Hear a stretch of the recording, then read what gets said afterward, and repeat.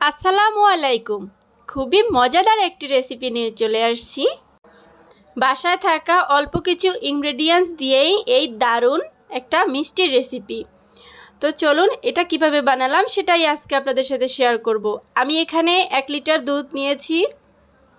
আমার চুলাটা কিন্তু বন্ধ আছে। তো আমি এখানে 1 কাপ চিনি দিয়েছি আর দিয়েছি 1 কাপ সুজি।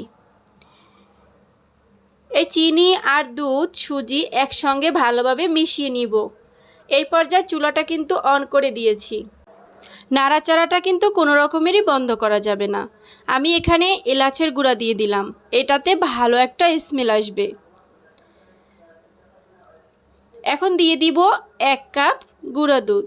এখানে আপনারা নারকেলও দিতে পারেন, নারকেল দিলে কিন্তু আরও স্বাদটা দ্বিগুণ বেড়ে যাবে। আমার হাতের কাছে ছিল না তাই দেওয়া হলো না। গুঁড়া দুধ আর সুজি একত্রে ভালোভাবে মিশিয়ে নিব, কোনো রকম যেন দলা পাকিয়ে না থাকে। এ পর্যায়ে নামিয়ে নিলাম। অর্ধেকটা করব আমি একটা প্লেটে আর অর্ধেকটা এই ফয়েল পেপারে মুড়িয়ে রাখব। তো রোল করা হয়ে গেছে। এখন একটু বাদাম কুচি দিয়ে ভালোভাবে ফয়েল পেপারটা দিয়ে মুড়িয়ে রাখবো 1.5 থেকে 2 ঘন্টার জন্য ফ্রিজে। তো 1.5 থেকে 2 ঘন্টা পরে আমি এটা নামিয়ে নিয়ে আসলাম। এখন কিন্তু আমার মিষ্টিটা সেট হয়ে গেছে। আমি এটা কেটে দেখাচ্ছি যে কতটা সুন্দরভাবে সেট হয়েছে। খুবই মজাদার একটা রেসিপি, অল্প সময়ের ভিতরেই এটা তৈরি করা যায়, সময় লাগে না তেমন একটা, কিন্তু মজাদার একটা মিষ্টি রেসিপি বাসায় বসেই পাওয়া যায়।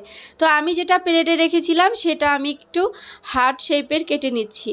এই যে এভাবেই সবগুলো কেটে নিয়েছি। দেখতে কতটা ডিলিশিয়াস একটা রেসিপি, খেতেও কিন্তু অসাধারণ একটা টেস্ট, মুখে দিলেই মিলে যায়, বারবারই খেতে ইচ্ছা করে।